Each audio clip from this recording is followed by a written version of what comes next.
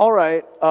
So first up, I'm sorry. I've never presented here before, and I feel like an idiot. I've been talking to people for years, and they're like, "Dude, you got to go to BruCON. You got to go to BruCON. You got to go to BruCON. It's the best con in the world." I'm like, every con says that. But I brought my family here, and the kids are up there playing video games right now that we all grew up on, right? I think they're playing Street Fighter and Mortal Kombat. And my son ripped my spine out my back.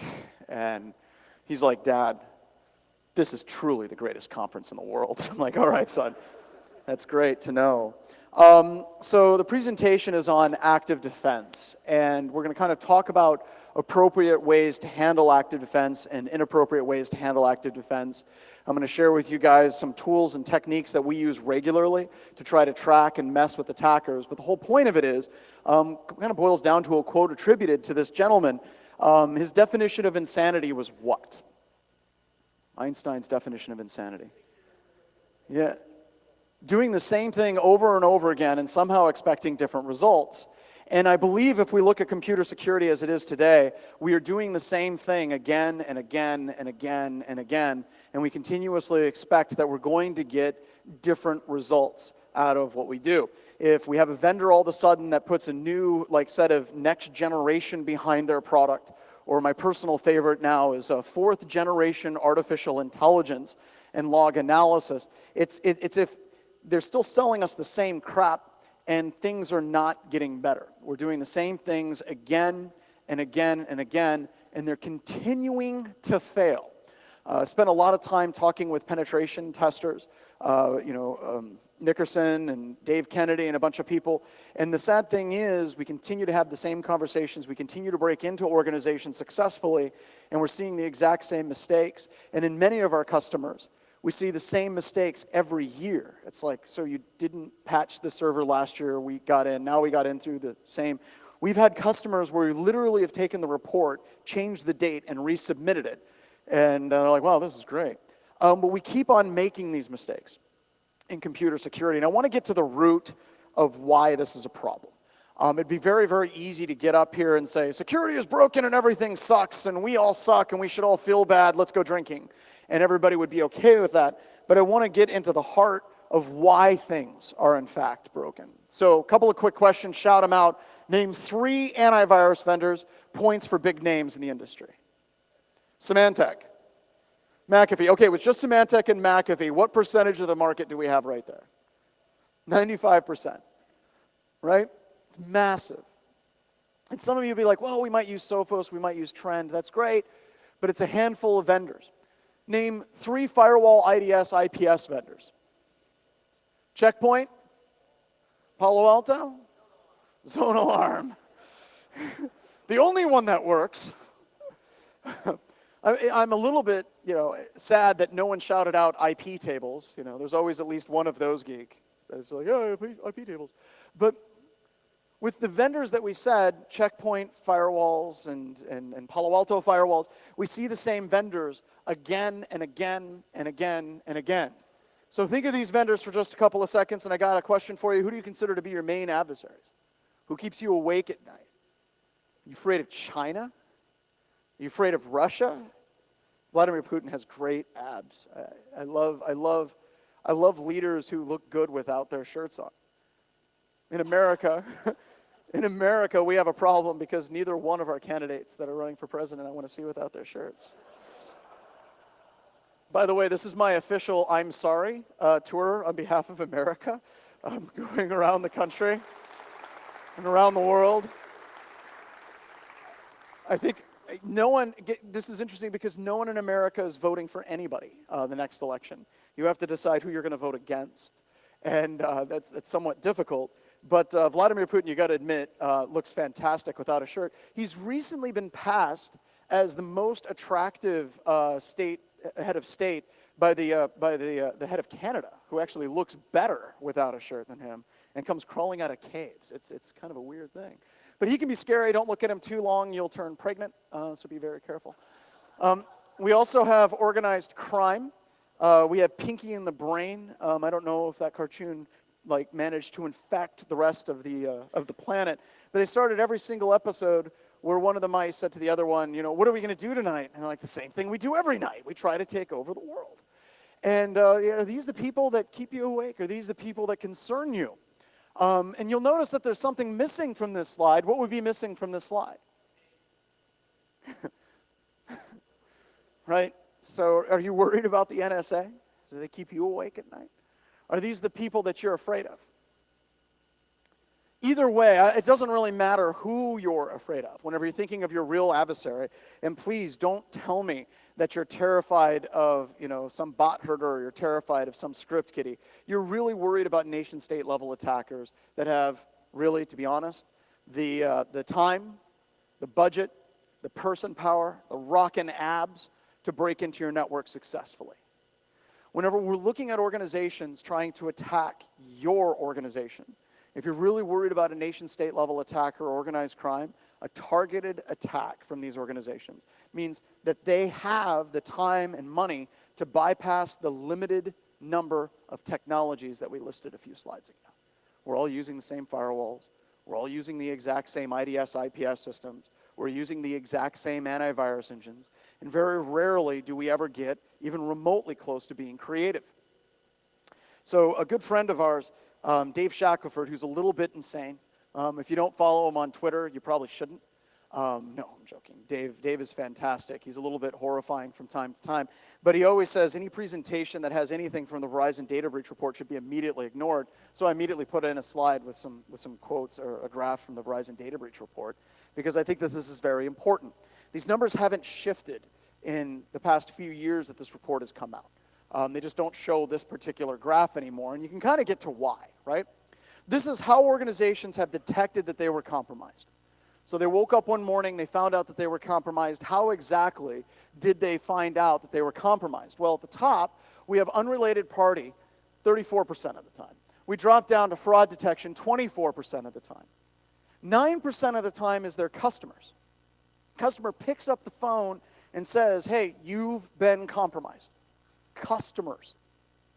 If we drop down a little bit further, we get to law enforcement and actor disclosure, so posting user IDs and passwords out on Pastebin.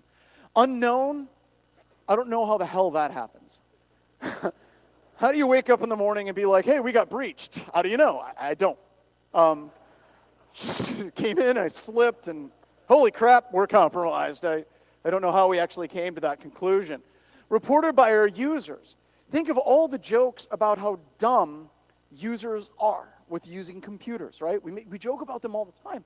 And they're detecting 4% of the breaches.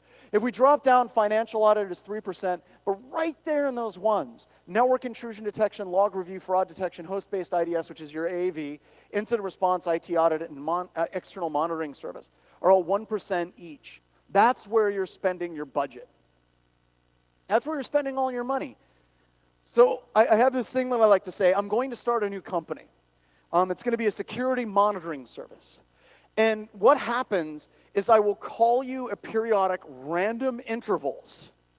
And I'm just going to say, you're breached. And you'll be like, we are? I'm like, hell yeah, you're compromised. How do you know? We don't. We're going to charge half as much as the managed security service providers that are out there because we care twice as much.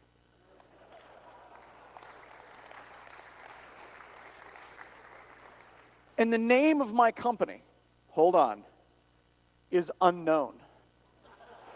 Our marketing propaganda will say 5 times more effective than any of your other security technologies, because it is, right? So whenever I say things are broken, I think that we pretty much universally kind of agree that things are broken. But let's go back to try to think about why things are broken. Because it's very easy to say, well, developers are stupid. Systems administrators are dumb. Management's not giving us the money that we need. We need to buy more goodies. We need to buy more security technologies. I love customers that are like, we have implemented Carbon Black. We have implemented Cylance because we put it in a lab with 4 computers and we could detect everything. And then you roll it out to 20, 30,000 things and it becomes white noise. You have so much popping up all the time. You're like, let's never talk of this again because it's too much data, right? So we keep on buying these new toys again and again and again and again, and the toys don't work. But if we're looking at security, an overused quote, all warfare is based on deception, there is little to no deception right now in computer security at all. You're all using the exact same technologies. You're all buying the exact same products that you can purchase very easily. We've got a lab back at our offices at BHIS. We've got about $150,000 a year, and we have most of the vendors that we encounter in our penetration tests. So before we launch a single attack at you, we know that it's going to work. We know that the C2 channel is going to work. We know that we're going to bypass the endpoint security protection suite simply because we were able to purchase it and we were able to use it effectively before we launch a single attack at an organization. So if we're looking at detection time plus reaction time must be less than the amount of time it takes for a bad guy to successfully attack your network, we're hosed. Because we know the technologies, we can drop that detection time to where you'll never detect us. And if you can't detect anything, you're not going to react. So we can attack with impunity. So when we're looking at active defense, I'm going to break it into 3 separate areas: annoyance, attribution, and attack. The reason why I break them up into 3 separate areas is because many times it gets lumped together as simply hacking back, trying to hack the hackers, gaining access to a hacker's computer system, and that doesn't work real well from a legal perspective. That doesn't work real well from organizations, legal departments saying, yeah, this totally sounds legit. Let's totally hack into that server in Taipei. Just, we don't know who owns it. We're just going to take it over. You can't do that. But we have a range of options that we can work through to make things a little bit more effective. So every year, we at Security Weekly, we do this webcast called Sacred Cash Cow Tipping. And in Sacred Cash Cow Tipping, we bypass all the major AV vendors, and we do it the night before we do the presentation. Every single AV vendor, we do a PowerPoint presentation on how to bypass it. We have a video to demonstrate how to bypass it as well. By the way, a quick series of jokes. I'm here with my family. They're around here somewhere, I hope. And you know, whenever you're driving through the countryside and you see cows, what do children say? They go, moo, right? So whenever we're driving through the countryside, my kids go, tss, because that's the sound they make on Daddy's Grill. So we do the Sacred Cash Cow Tipping, not necessarily to say, hey, look at us. I mean, that's a little bit of it. But really, we're trying to get the point across to anybody that's out there, and this is designed mainly for management, that if you can bypass one AV engine, it's not an issue of just switching to another AV engine. There's a number of managers that after we successfully break into their organization, they say, well, you bypass Symantec. Well, let's get McAfee on the phone. They're clearly going to be better. And we need to get the point across that no, that is not going to make anything better. If you're looking at AV, you're looking at IDS, you're looking at firewalls, you're looking at IPS, they're like a commodity. It's like toilet paper. You really don't care what brand is over there in the bathroom. You're just happy that it's there. You need it. It doesn't really matter. There's not a higher quality or lesser quality that'll change your life in a fundamental way. We also have a number of tools that we've written, we released publicly for command and control to bypass a lot of products. I'll give you guys a link here in a little bit. This is a tool called VS Agent. It does beaconing once every 5, 10, 15, 20 seconds. And all of its commands are base64 encoded in a view state parameter. And we do this to bypass all the products that are out there like Palo Alto and various C2 detection engines. And most of them should be able to detect this, but they don't because view state is supposed to be a randomized parameter and its length is variable. So it's very difficult for them to write a signature to detect this type of stuff. So we make all of this available, and we put all this stuff available simply because we want organizations to start doing better at their day-to-day security. So I have this tiny URL, because you can totally trust tiny URLs that your presenters give you. And I have the slides for AV bypass here. I have VS Agent, the backdoor I was talking about. Oops, I know we've gone too far. VS Agent, GCAT is a backdoor that we wrote initially that does all the command and control over Gmail. And I have all these things available for you guys to download. And the reason why all this is available is because I want organizations to do the C2 worksheet before their next penetration test. It kind of goes through and it says, can you detect DNSCAT? We have Ron in the audience. I should put DNSCAT 2. He's constantly on me for that. I guess I could just change it. VS Agent is our backdoor that we wrote and a whole bunch of Metasploit modules. And see how your organization fares. Actually go through and run through this spreadsheet and see what you can and cannot detect. Don't hire somebody else to do it. God, no. No. Do it yourself before the test begins. Because to be honest, like, we get sick and tired of documenting the same crap again and again and again every time we test. We love it whenever a company's like, we got all of our crap in order, and they're really genuinely hard. We thrive on that. And this gets the low-hanging fruit out of the way, and before you actually bring in any type of firm. So the problem with all of this basically boils down to we're building very static walls. We're building very static walls that anybody can purchase, and they can do analysis, and they can find ways to bypass these various technologies before they even launch an attack at your organization.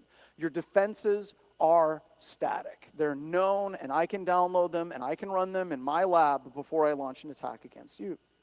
We have some other problems in the industry, a question of who do we trust in this industry?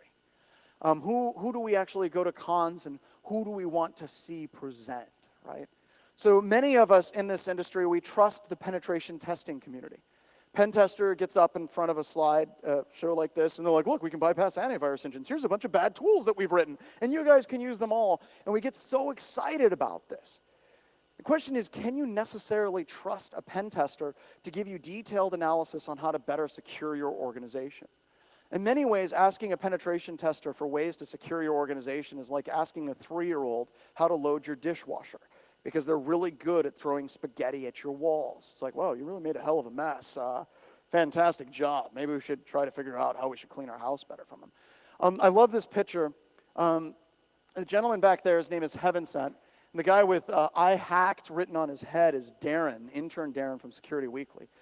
We had intern Darren wear a MiFi on his head, hotspot, and he went around a mall without a shirt that said free wireless internet with the SSID, because we wanted to see how many people would use free wireless internet for some random dude with the SSID like stenciled on his belly.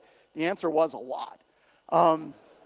So we sent him to DEF CON a couple of years ago, and he got invited to the Ninja Party. You know, the Ninja Party, right?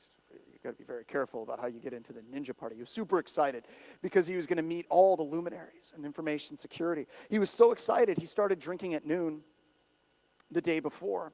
And by the time he got there, he was completely passed out. And Heaven Sent actually protected him, because other people at the party were like, dude, he's totally passed out. We should throw him in the pool. When somebody's so drunk they're passed out, don't throw them in pools.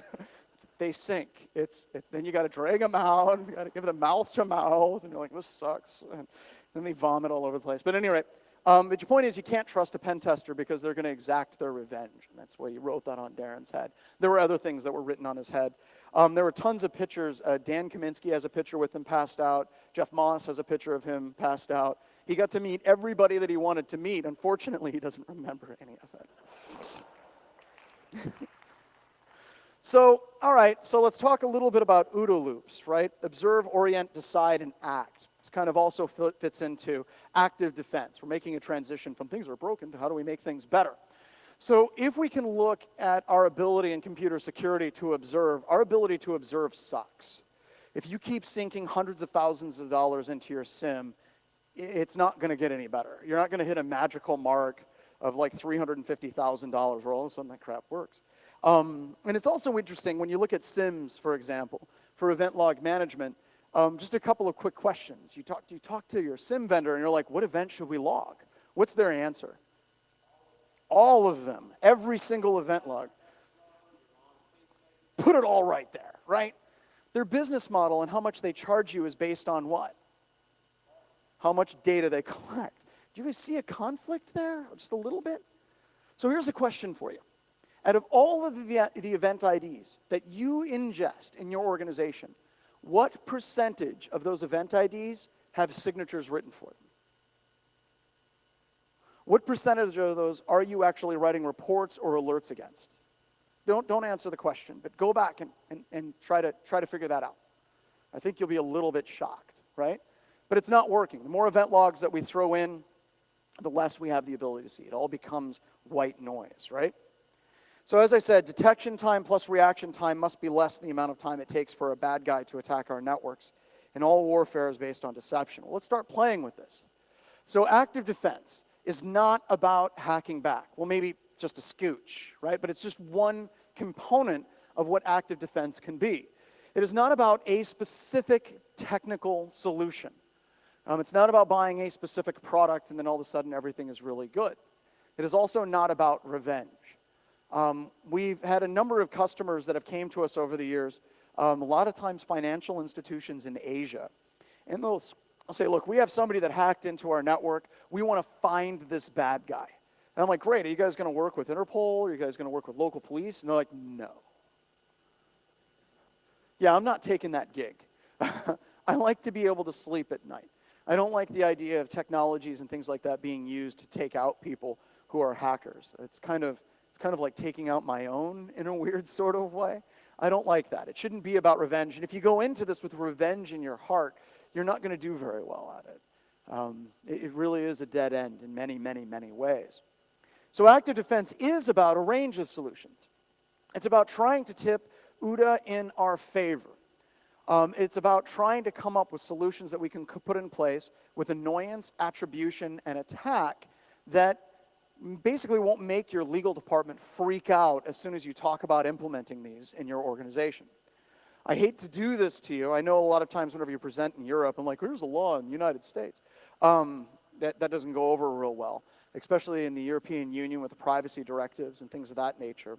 But I think that this legal case is very, very interesting. A little bit of background for you. Susan Clements Jeffrey was a substitute teacher in the United States.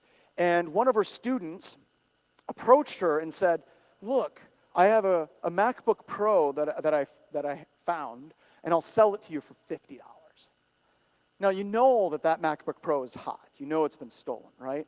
So she naturally is like, oh, okay, that sounds good to me. And make it even funnier, she bought it at a bus stop, which just for some reason buying a notebook from a student at a bus stop that's been stolen seems a bit shady. And she immediately took this notebook computer back home and started cyber sexting her boyfriend. Well, that computer was stolen from another school district, and they had LoJack software from Absolute Software installed on it. So they could track the notebook's location, they could track what websites it was going to, they could have it beacon back, and they could turn on the camera.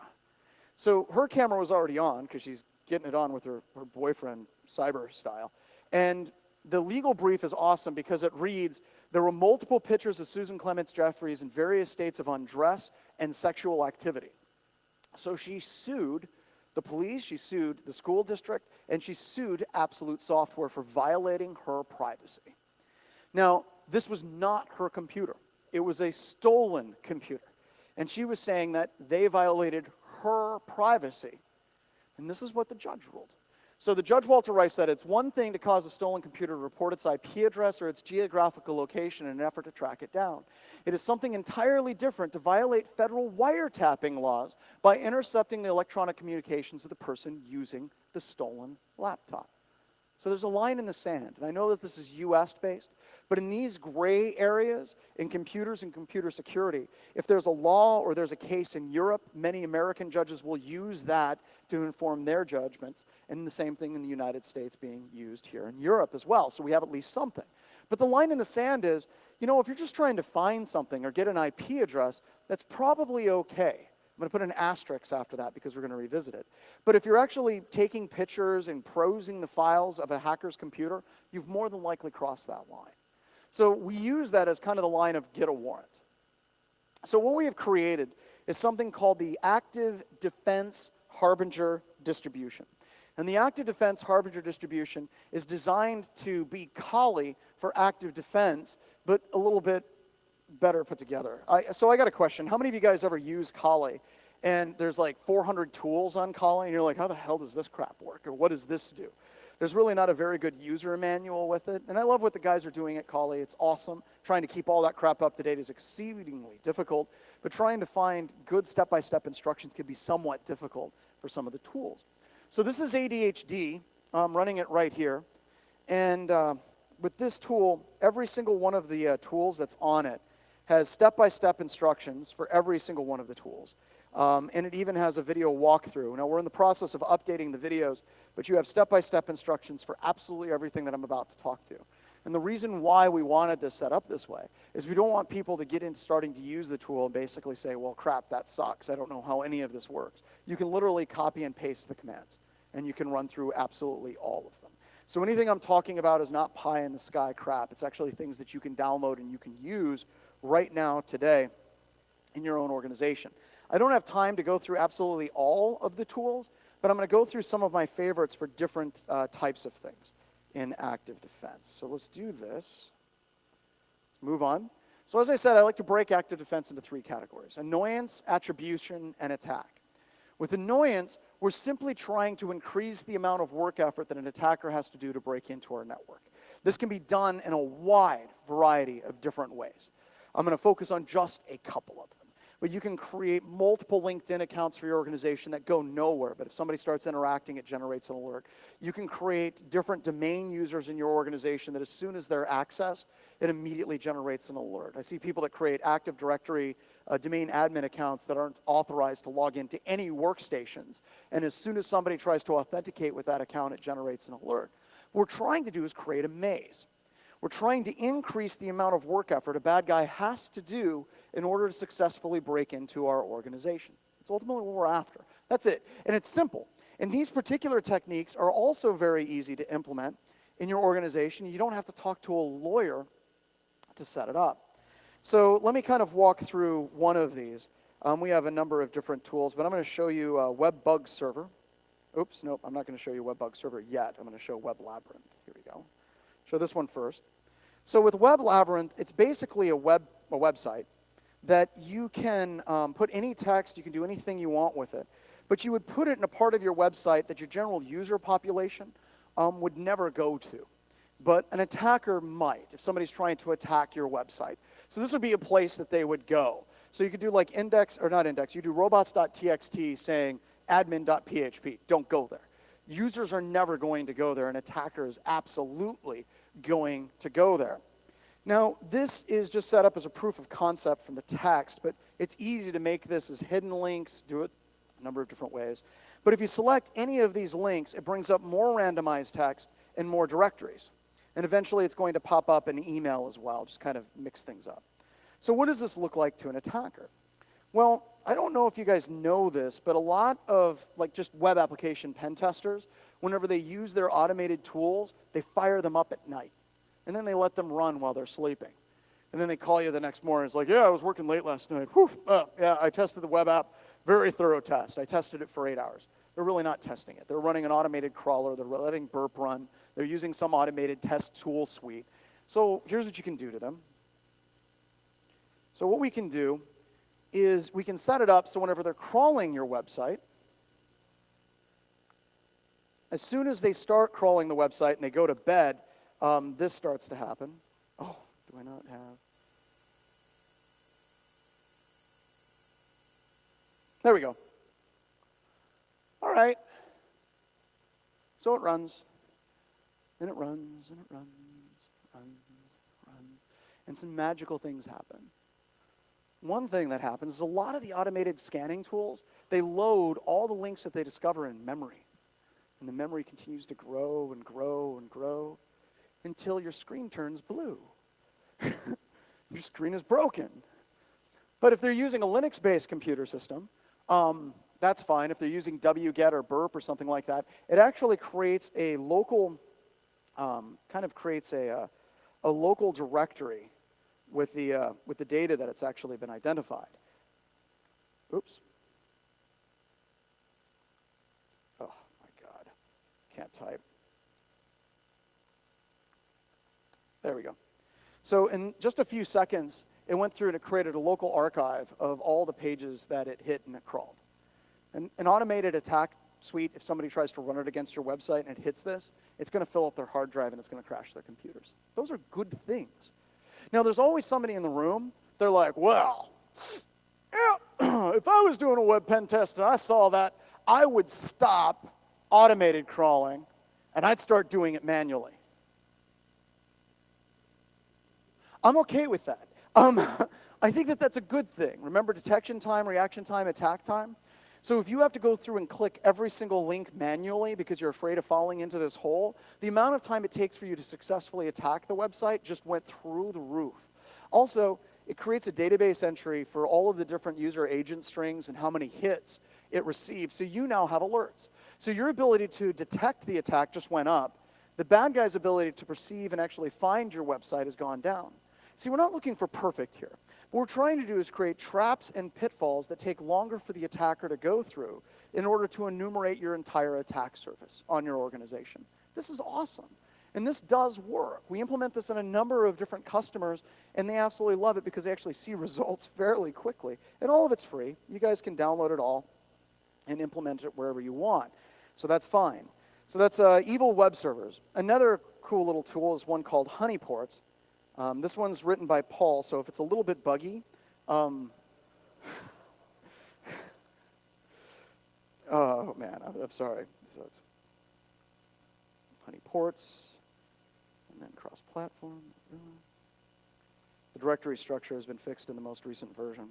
All right, so honeyports, we have 4 different versions or 3 different versions that are running here. And whenever we run it, it just simply listens on a port, and if you just kind of run it with no parameters at all, it'll give you the usage information. It'll come back and be like, hey, I need a port. So what we do is we do -p, and I'll do 2222 because I'm not creative at all. And then as soon as anybody connects to that system on that port, and this only works with a full established connection. I'm going to explain why that's important here in just a little bit. Come on, get in there. Come on. There we go. Pops up and it says, thank you for connecting. That's awesome. That's great. Now, if I try to make the connection again, I'm blocked. Completely locked out at this point. Now, I mentioned that this only fires with a full established connection. The reason why we have this set up to only fire with a full established connection is because if we did it on just SYN packets, it would be easy for a bad guy to spoof a legitimate IP address and DDoS your own network. So you have to do the full established connection with a SYN, SYNAC, and then the ACK back and forth in a FIN, and then it'll start blocking you at that particular point. So this is easy to implement. We had one of our customers that set this up. They got a notification that their CEO noticed that they have an East Coast Network Operations Center and a West Coast Operations Center, and they decided they were going to have tryouts. And he said, we're going to cut costs by getting rid of one of our redundant network operations centers. Now, I know a lot of you in your organizations, you have multiple network operations centers, and you have them for redundancy. But he's like, why do we have all these IT geeks? Let's get rid of one group. So they came to us, and we implemented this all over their organization. They had something like 2,000 Linux servers. The pen testing company showed up to evaluate which of these NOCs was the most secure. And they started off a simple little SYN scan. They saw all these different ports that were open all over the place. And then they started up Nessus, because that's what all pen testing firms do, right? That's legitimate, right? Nmap, Nessus, Metasploit, that's pen test. You know, pay someone 30 grand for that, right? And as soon as they started hitting it, the entire network goes dark. Now, when you're testing and an entire network goes dark on you, and you know, what do you think happened? Huh?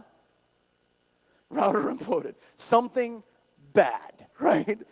Because, you know, it could be there's a firewall, but that's like the best case scenario. You immediately jump to the worst case scenario. I just killed the entire network. And they went to the company after about a day, like, oh, I don't know what's going on. I can't get to anything. And the company's like, well, no, everything seems fine. Eventually, it came to light what they'd done, and the pen testing firm was like, we demand that you remove this. According to the PCI scanning standards, there's supposed to be no firewalls between us and your systems. And the customer said, well, every finding from this point on, I want you to document that you had to reduce the security, or we had to reduce the security to allow your test to go properly. Now, do you think that wording showed up in the report at all? No, absolutely not. But it greatly increased the amount of time it took for the attacker, or the pen testing firm in this example, to try to identify live hosts. So what are some other ones that I've got? Wookie Boy. This is an example of a company that's actually running this, and it's interesting because there's actually a financial impact. They were running Artillery, and Artillery is by Dave Kennedy and the fine folks at TrustedSec. and it is free, and it is on ADHD with step-by-step instructions on how to configure it. And they let it run throughout the course of the day, and as soon as IP addresses trip the ports, they immediately update all of their different routers, all their different firewalls to automatically block these IP addresses at the edge of their network. What this does is it greatly reduces the amount of logs that their IDS IPS systems are getting by just simply filtering out the script kiddies every single day. And they get something like 20,000 blocked IP addresses on the outside of this organization per day, with the bad guys shifting IP addresses around all the time. That's fantastic. And it also reduces the total amount of logs, which reduces the total amount of storage that they have, and it allows them to focus on a more refined list of attackers that they can track a little bit further. And there's some other tools in here. Like I said, there's a lot. We don't have time to go through all of them, but check it out. We've got videos for all of them as well. Next, let's talk about attribution. Cyber attribution is the holy grail of computer security today, right? You got threat intelligence feeds. I hate threat intelligence feeds. It's like trying to implement computer security by driving your car with the rear view mirror. You're watching attacks that happened to other people 48 hours ago, and you're like, yeah, well, this is clearly the types of attacks that we should be watching for today. It's horrid. If you guys want to, come up and talk to me and argue with me about it all you want, but I think they're crap. That's my opinion. I have yet to come across any company that I've done work with over the past few years that's like cyber threat intelligence feeds are awesome. They've improved our security. It just doesn't happen at all. So what are they doing? Well, they look at the attack patterns and they say, well, these IP addresses over here must be with Estonia. Or they look at the malware. I love it whenever they reverse engineer the malware and they say, hey, this malware has Chinese in it. It must be the Chinese. Really?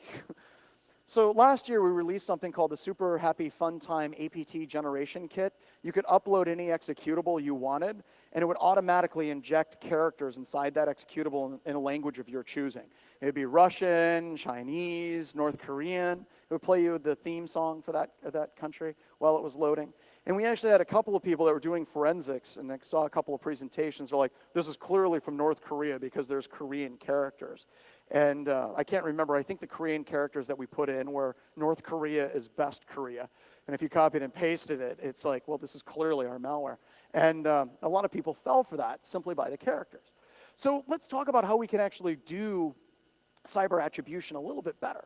So let's say hypothetically that one of your workstations is compromised, right? Once again, unknown is the name of my company. Get in on the ground floor right now with VC Capital. We're all going to be rich. But unknown as the company. I have a system that's compromised. I call you up and I say, your system's compromised, because of course it is, right? 5% of the time I'm correct. So you have this computer that's compromised. You can put a document on that computer, on the desktop, and make it interesting for the bad guy. What would be an interesting document that a bad guy would want to open? They would have to open that document. Passwords.txt or passwords.doc or an Excel spreadsheet, right? They're not going to leave that alone. They're going to go right for it. The fine folks from PowerShell are here and presenting. One of them, I can't remember which one, but they got tools like Bloodhound, and you can use PowerShell Empire to search for files with specific names, and you can pull those down and you can run them. That's great. We know the attackers are going to do that. So let's create a document that's going to be interesting to them. So one of the documents that you can create, I already created here. I just called it web.doc, and it says, what a buggy document. And you can run it, and you can type in it. You can do whatever you want in it. You can even open it inside of, you can open it up inside of Linux. Like, use AbiWord or something. It says the document is not valid, but at any rate, it's like, well, okay, so that didn't work, but you can still type in it, and everything works. It's great. So what happens with this, though, is when the bad guy is opening up that document, every time you open that document reaches back to my computer system. And specifically, it'll pull back a cascading style sheet or an image source tag. A lot of people don't know this, but Microsoft Word is it's a web browser. And it'll honor certain elements of HTML for images and cascading style sheets and try to import those into the document. Oh, by the way, those work with or without macros enabled. They're completely independent of macros. But every time you open that document, it's making a callback to my computer system. Even if it is a Linux computer system, it's still making those callbacks as well. So you can see here that we have a callback, the GVS or GVFS, that you see here. That's AbiWord. This works with OpenOffice. This works with AbiWord. It does not work with gedit, because gedit looks at it as an HTML document and won't render it properly. And it works with all the different versions of Microsoft Word, regardless of whether or not macros are enabled. So now, the bad guy pulls that document back, and they open that document, you now have their IP address. Now, the IP address isn't hyper accurate as far as where they're at, but at least you can get within the country in many situations. And many times when they're using something like Tor, they don't bother to set up Microsoft Word or Office to actually go through Tor. So you can use this as a way to get some level of geographical attribution for the bad guys. And the code is dead simple. It's very, very easy to use and easy to have it set up as well. So if I VI it, that's it. And you can put anything you want in the body tags. You can make it look like a real document. You can even copy and paste a real document into it, and it fires every single time it opens. So now we can get some level of attribution. Now, this is great because it almost always works. It almost always works. It doesn't require macros, and they're going to run it, and they're going to open it in a wide variety of different platforms and different applications, and it works consistently to try to track where they're at. Now, that's really cool cyber attribution at that point, right? So now let's talk about Honey Badger. So Honey Badger is kind of the main tool in ADHD, and I went through and pre-cached it. So this is the demo page. It says this is the demo page for the crazy natty ass Honey Badger. And what it does in the background is it actually fires up a Java applet. Now, the Java applet is signed on this app if you guys download it. It doesn't have the code signing certificate, but this app is signed. And the cool thing about this being signed is the newer protections within Java, they won't fire applets unless they are signed by a valid corporation. So we started up a company in Idaho called Verified Code Certificate. And now whenever it pops up, the name of the company is, it's Verified Code Certificate. You should totally run this. And that works. So we're sharing that with all of you. And you can change the text to anything you want it to be. Now, what would be some things that would entice an attacker? Like if they saw a web page, they're like, I've got to run this. VPN, right? VPN, that would be awesome. Management portals for firewalls and networking equipment. You have to make it enticing for the bad guy.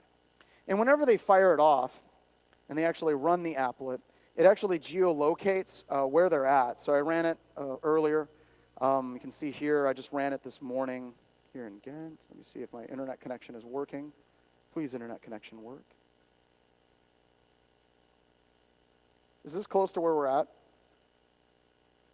Is that at least in the block of where we're at?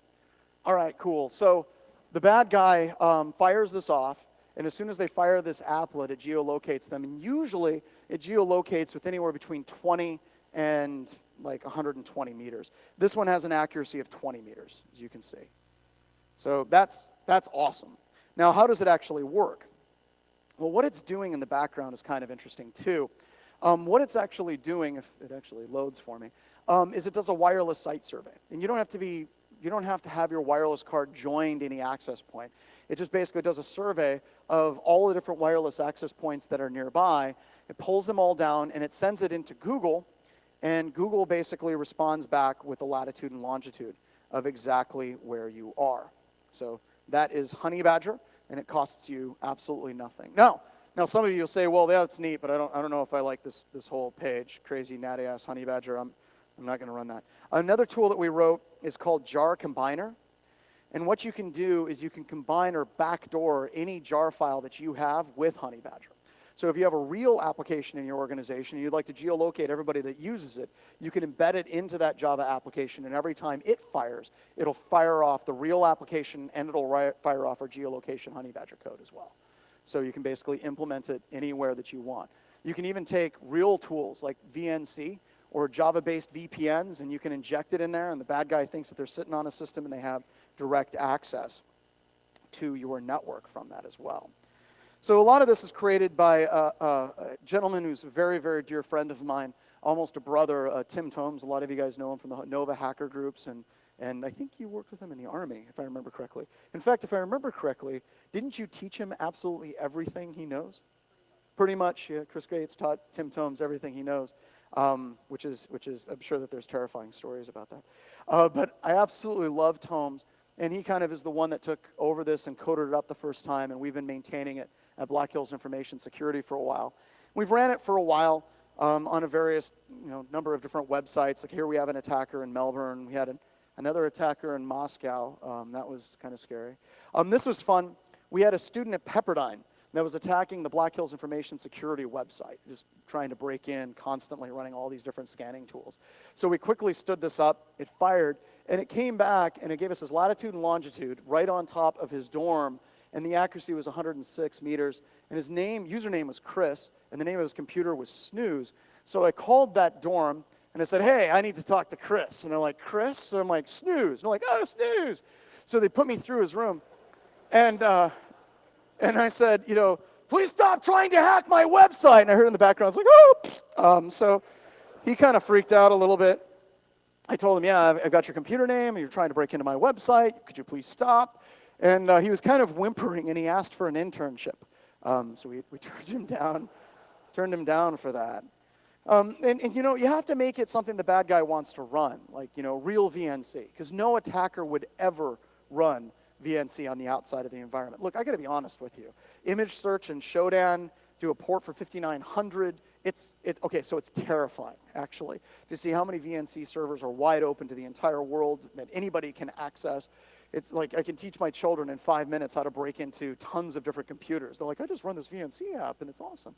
And bad guys and even pen testers, when we see these things, they're like, wow, these people are idiots, and we're going to run them to gain access into your network. So you can now set these trips and these like little pratfalls that any time they run it, you're going to be able to locate them. Network user authentication, user ID and password required, an SSL VPN portal, somebody mentioned that over there. So a number of years ago, very close to here, a big scary bank in Germany invited us over to kind of implement this and do a bunch of different fun things. And some of you are like, well, all banks in Germany are scary. Yeah, they probably are. But they set this up, and the CTO of this particular bank was like, well, no one is going to run this crap. So we set it up on a couple of their different portals for employee access, a couple of different websites.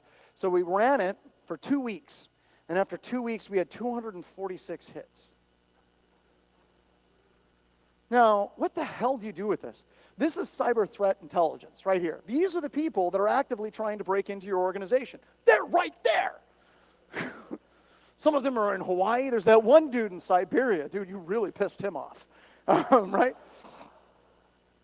But now, granted, some of these are a little bit off, but these are great. So what they did is they cross-referenced all of these different ASNs and all of these different networks with their egress traffic, and they were able to find 4 computers that were compromised in their organization. And we're going back to this stuff. That's awesome, right? That's great. So the point of this is, yeah, defense can be fun. It can be. It's not all about attacks all the time. I already talked about jar combiner. Jar combiner allows you to embed anything you want inside of a Java applet. So we implemented it so it embeds Honey Badger into a Java applet. So on the left, you can see we have a remote desktop session running. I think that's JR desktop, and then it geolocates exactly where you are. So that's great. So we can do this stuff, and it's free, and we have step-by-step instructions, and you guys can download it, and you should. So let's talk a little bit about attack. I'll make it real simple for you. If you're ever getting to the point where you want to get full access to a bad guy's computer, get a warrant. Hands down. I know that this sounds goofy. I know this sounds horrible, but I believe that hackers have a right to privacy. I know that that's stupid, but it extends from the fundamental belief that we should all have a right to privacy. And I know that this is coming from an American, and the whole thing about the NSA, trust me, it means a lot to a lot of us. We care deeply about it. But we should always treat people with a right to privacy. You don't need to go through and look at the browsing history of a hacker. You don't need to go through all their personal files. You don't need to go through all their pictures. Yeah, it makes for great jokes and great stories, but it's unnecessary, right? You don't need it to actually get the bad guys or work with law enforcement or develop a better threat profile for your organization. So set up for all of this, I recommend using, as much as possible, non-attrib configuration setups. You can get Namecheap, PayPal, Hotmail, DigitalOcean. You want to stand these things up, and you want to tear it down as soon as you're done using it. You don't want to leave these things up for an extended period of time. That's what we would call a bad idea. I really like prepaid gift cards and prepaid credit cards. Do they have those over here? You don't really see those? I know you can order them online anywhere. Yeah, you can get them anywhere around here. That's great. A couple of fun facts about prepaid gift cards. The numbers, like if you actually line up the serial numbers, you actually line those up, the numbers aren't sequential, but they're damn close. Like they're within 50 to 100 on many of these different credit cards. I'm not saying to steal people's credit cards, but gift cards are great because they're generally not traceable. You generally have to pay for them in cash. And also, if you actually look at the credit card to who the address is associated with, these prepaid credit cards and gift cards, it's almost always associated with the address and the manager of the point of sale. So if you all of a sudden hear about, store managers at Walmart all of a sudden being shot, I'm moving into the woods very, very, very deeply because they now are basically tracking these things back. But prepaid gift cards are just fantastic. They're very, very good. So with all of this in mind, we've laid out that there's some problems, but I think, I would really hope that the Active Defense Harbinger distribution for you guys is free. And I don't want to say this is the end-all be-all of computer security. I'm not saying this is going to solve computer security. If you start implementing these things and you haven't gotten your house in order and you don't have things patched and you're using ridiculously weak passwords, this isn't going to help you. This is not a drop-in replacement. What this is meant to be is trying to set up an ecosystem where we can start thinking about different ideas in computer security. So try to think, outside of what we've been given. We've been given IDS, IPS, AV, and SIMs, and we're constantly beating that drum. I really like user behavioral analytics. I think it's a fantastic improvement. But did you know that most of the time with user behavioral analytics, it's great at detecting pen testers. It's not as good at detecting a determined attacker that can sit on your box and take files off over 3-4 months, and they can run real low and slow. So it's great, it's something different, it's something new, but we need more good new ideas and creative ideas. And that's why we created ADHD, that's why we released it, that's why we have the videos, that's why we have the step-by-step instructions. Because honestly, truly, as bad as everything is, and it looks like it's getting worse constantly, we have to ask ourselves, is it time to pray? And at this particular point, I like it because almost everybody starts getting very uncomfortable, right? If I say we're going to pray, everyone puckers up and they're like, oh gosh, it's going to get religious. It's going to get solemn. For those of you that feel that way, you don't know me. So here's a prayer from A.P. Delchi. It says, God, grant me the serenity to accept people that will not secure their networks, the courage to face them when they blame me for their problems, and the wisdom to go out drinking afterwards. And I think that that's something that we can all get behind, regardless of any type of faith. So this is an open invitation to ADHD. You guys can download it, and you guys can pull it and just run it. You can install it anywhere. It's a simple build script. You guys can take a picture of this. I'll just leave this up for a couple of seconds. And it's available for everyone. And that's kind of getting back to kind of the point of a lot of this. Oh, an infosec luminary at a conference called BruCON 2 years ago said, in a few years, pen testing is going to be dead. Not a few years. I think you said eventually 10, 20 years. It's going to be dead. And I feel guilty anytime I give a presentation about how to break things without trying to give back how we can make things better. And I think that everybody in this room, we shouldn't strive to just be hackers. We should be information security engineers. And we got to try to make things better. So if you look at BHIS, we release ADHD. It's a defensive tool. We release RITA, which is a tool for doing beaconing analysis and doing hunt teaming. We're releasing defensive tools because we don't see any tools that are detecting the attacks that we're running now. And I think that we all need to give back. As we find new offensive capabilities, we desperately need to start developing better defensive capabilities to try to detect them. And like I said, this isn't about this is the end-all be-all, but I'm at least saying, hey, we can start thinking differently. So I wanted to say thank you. A pen testing company is the defensive hunt teaming product. If offensive countermeasures, I'm with Black Hills Information Security as well. You guys can call me. I don't care. It's fine. I very rarely get calls. You'd be surprised. Now somebody's like, challenge accepted. I'm calling him all the time. But one more thing on the breaking side. Next week, we're going to be releasing an Outlook web access two-factor bypass technique. Basically, the ability to break into any Outlook web access portal anywhere. It's going to be cool. So check it out. This has been an area of research that we've been working on for a long time. I got the registration link, or you guys can pull down the QR codes. If you want to register, please go ahead and go to this link and register, and we're going to get it out next week. But it's cool. Literally, you will be able to break into any Outlook web access portal in a matter of moments. which is a little bit terrifying, even if two-factor is enabled on it. I want to say thank you very much for attending. Thank you very much for having me out here, and get out here and have your great con.